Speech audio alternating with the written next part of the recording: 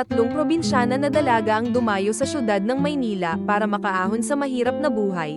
Sila ay nagtiwala sa isang matandang babae dahil ito ay nangako sa kanila ng magandang trabaho, subalit ang hindi alam ng mga dalaga na ang magandang trabaho na kanilang inaasahan ay isa lang palang malaking kasinungalingan.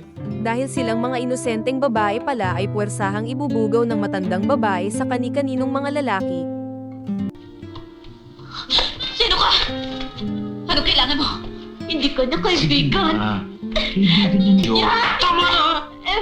Pera yan. Kaya ang buhay na marangya na inaasam ng tatlong dalaga ay tila kabaligtaran dahil ito ay malaimpyernong karanasan. Halina at ating alamin na kung paano nga ba nagsimula ang malaimpyernong buhay ng tatlong inosenteng dalaga. Mamili na ako kayo. Bakit dalawa?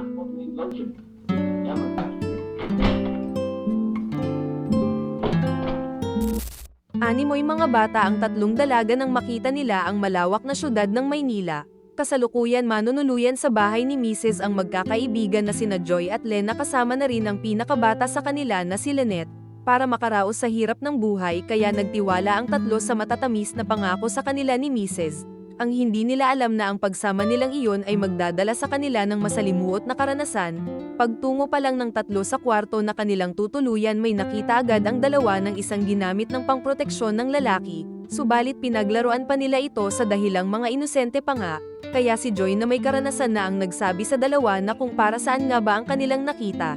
Nagbalak ang tatlo na lumabas ng pansamantala ngunit pinigilan sila ni Jamie na siyang tauhan ni Mrs. dahil bawal nga raw silang lumabas, kaya ginawa na lang nila ang sumulat ng liham para sa naiwan nilang pamilya sa probinsya. Ngunit sa mahimbing na pagtulog ng tatlo tila sumilip muna si Mrs. at Jamie.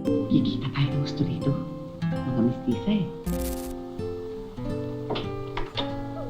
Nang maalimpungatan si Lena kaya sumilip ito sa labas ng pinto, ngunit nang mapansin niya na may mga lalaki ang lumalabas kaya mabilis rin itong nagsarado ng pinto.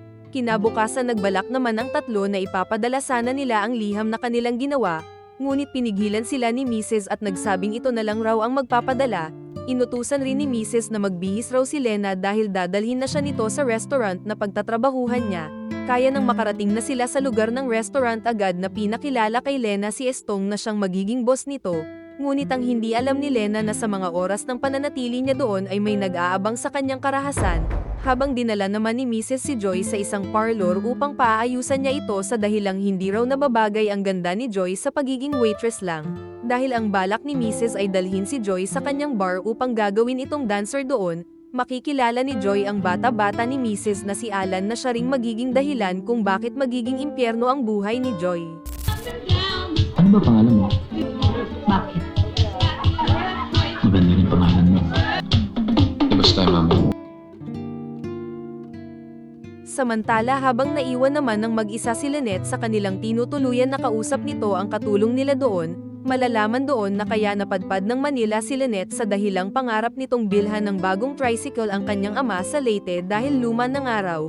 Si Lynette din ang inaasahan ng kanyang 8 kapatid para sa kanilang pag-aaral. Sa kalagitnaan naman ng pagsasayaw ni Joy tila nakaramdam na ito ng tama ng alak. Kaya sa pagkakataon na iyon sinamantala na rin ni Alan na makuha ang gusto nito mula pa lang ng umpisa. Dahil sa tama naman ng alak kaya nagustuhan na rin naman ni Joy ang ginagawa nilang dalawa, habang pasikreto namang pinapunta ni Lena ang nobyo niyang si Rodel sa pinagtatrabahuhan niya upang makita ito kahit saglit. Kasabay noon nagawa na rin ng dalawa ang magpainit ng pansamantala ngunit hininto agad ni Lena bago pa man makapasok si Rodel. Gusto kasi ni Lena bago niya ibigay ang una niyang karanasan ay dapat may kasal muna sila, subalit itong Rodel ay tila tinamaan na talaga. Baka makita tayo ni Estong. Kami na tama. Tatawagan na lang kita. Sige na.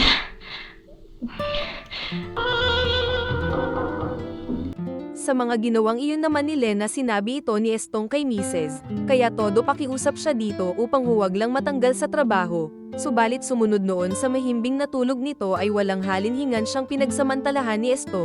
Sinubukan naman lumaban ni Lena ngunit masyadong malakas ang demonyo kaya nagawa niya rin ang masamang balak. Habang sa kasarapan naman ni Joy kasama si Alan at ang hindi nito alam na binenta na siya ni Alan sa matandang lalaki, sinubukan rin lumaban ni Joy sa gustong gawin sa kanya ng lalaki ngunit wala na rin siyang nagawa dahil pinilit pa rin ito ni Alan at sinabing sumunod na lang ito. Matapos noon pinuntahan si Joy ni Mrs. para ibigay ang parte nito sa paggamit sa kanya.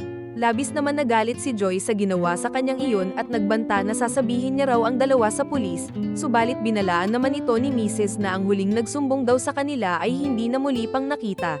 Kaya sa ayaw man at sa gusto ni Joy kailangan na nitong sumunod sa nais ipagawa sa kanya.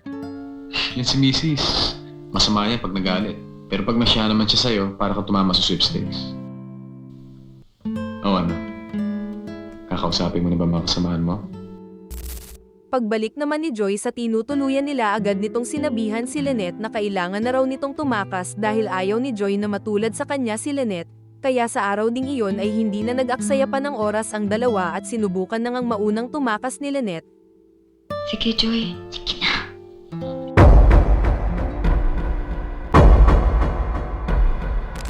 Ngunit hindi rin ito nagtagumpay dahil mabilis rin itong nakita ni Jimmy. Kaya sa kasamaang palad walang awang pinagsamantalahan ni Jimmy ang inosenteng Lynette. Sinubukan naman tumulong ni Joy ngunit maging ito ay pinagtulungan ng mga lalaki doon upang pagsamantalahan na rin. Matapos nang nangyari sa dalawa tila halos gumuho na nga ang kanilang mundo. Maging si Lena ay binalik na rin sa tinutuluyan nila matapos ng ginawang kahayupan rin ni Estong sa kanya. Dahil doon hindi na alam ng magkakaibigan na kung matatapos pa ba ang malaimpyernong buhay nila doon. May minsan nakakwentuhan naman ng dalawa ang iba pang mga babae doon na matagal na at mas nalaman ng magkaibigan na kung gaano kahirap ang mga daranasin pa nila doon. Ano mangyayari sa atin dito? Dito tayo habang pinakikinabangan. Subalit muling naglakas loob ang magkaibigan at nagbalak silang tumakas at sinaksak ni Lena si Jimmy kasabay ng pagtakbo. Ngunit sarado pala ang pintuan doon kaya mabilis rin silang nahuling dalawa, dahil sa ginawa nilang iyon kaya muli na naman silang pinarusahan.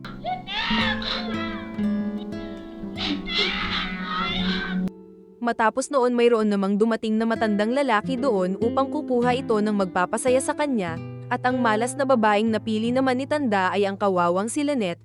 Ang impyernong nararanasan namang iyon ng tatlo tila halos gusto na nilang sumuko. Ngunit bago mahuli ang lahat naisip ni Lena na makipagkita muna sa nobyo niyang si Rodel upang ibibigay na nito ang sarili.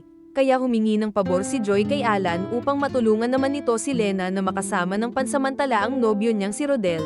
Kaya sa pagkikita ng magkasintahan tila handa na talaga si Lena na ibigay ang sarili nito kay Rodel. Ngunit hindi pa man nagtatagal ang pagsasama ng dalawa muli na namang pinahinto ni Lena si Rodel sa hindi maipaliwanag na dahilan. Bakit? May iba na ba? Sana kung nagkulang. Nasa putika na nga tayo, ipapanood pa natin sa iba. Bakit ba hindi kayo maging praktikal? Wala na nga tayong karangalan, pati ba naman kahihiyan natin, ibenta natin? Dahil sa lugmok na nga ang tatlo sa putikan kaya naisip nila na sumabay na sa level up ng pagiging mariposa. Kaya sa pagkakataon na iyon sumabak na ang magkakaibigan ng gumawa ng ligaya sa harap ng kamera, dahil doon mas lumaki na nga ang kinita ng tatlo, subalit napag-alaman ni Lynette na siya raw ay nabuntis na. Ang masama lang doon ay hindi nila alam na kung sino ang ama, kaya kung ano-ano na lang ang naisip ng tatlo dahil hindi na rin nila alam kung anong gagawin dahil sa sitwasyon nila. Hindi na rin naman pinatagal ni Joy ang sikreto nila at sinabi niya na ito kay Mrs. Sambit naman ni Mrs. na kukuha na lang daw ito ng marunong magtanggal ng nilalaman ng tiyan ni Lynette. Nais naman ni Joy na doktor daw sana ang kunin ni Mrs. para hindi delikado, ngunit ayaw ni Mrs. dahil illegal nga ang kanilang gagawin, kaya sa oras ng tinanggal na ang nasa tiyan ni Lynette tila hindi niya ito kinaya dahil sa tuloy-tuloy na pagdurugo, hanggang sa hindi inaasahan at tuluyan nang ang bumigay si Lynette dahilan ng kanyang kamatayan. Dahil sa hindi inaasahang pagkamatay ni Lynette walang ibang sinisi si Joy kundi si Mrs. Mas masakit pa roon alam rin kasi ni Joy na kung saan na lang itatapon ang bangkay ni Lynette at hindi ito dadalhin sa pamilya niya. Subalit kahit ano pa mang sabihin ni Joy tila wala rin silbi iyon dahil bihag sila ni Mrs. Sinubukan na rin ni Joy na kumbinsihin si Alan na tulungan silang tumakas. Ngunit ayaw ni Alan umalis na doon sa dahilang malaki raw kasi ang utang na loob nito kay Mrs. Kaya may naisip na plano ang magkaibigan para sila ay makatakas. Pasikretong tinawagan ni Joy si Rodel at pinapapunta niya ito sa lugar nila at magpanggap raw na customer nila. Kaya nang makarating na si Rodel sa nasabing lugar sinabi nito sa bantay na si Alan raw ang nagrekomenda sa kanya. Kaya nang pinapili na ng babae si Rodel agad tinuro nito ay ang magkaibigan dahil iyon naman ang kanilang plano. Sa muling pagkikita ng magkasintahan agad bumuhos ang luha at humingi ng tawad si Lena kay Rodel sa dahilang maruming babae na nga raw siya. Tinangok na natin sila. Sa pagkakataong iyon hindi na rin nag-aksaya ng oras ang tatlo at pasikreto na silang tumakas, ngunit nagsabi si Joy na mauna na raw lumabas ang dalawa dahil kukuhain niya raw muna ang wallet niya. Subalit bago pa man makasunod si Joy sa dalawa, nahuli naman na ito ni Jimmy, kaya maging sa labas ay naalarma na rin dahil nakita nilang may pulis na nag-aabang. Ngunit sa kasamaang palad naman ay nasaksak si Joy ni Jimmy, sabay nagbalak na ring tumakas ang lahat bago pa sila mahuli ng pulis. Ngunit hindi rin nagtagal, tuluyan naman na ring nahuli ang buong grupo ni Mrs. at tuluyan nang nakalaya ang lahat ng bihag doon kasama ang ating mga bida.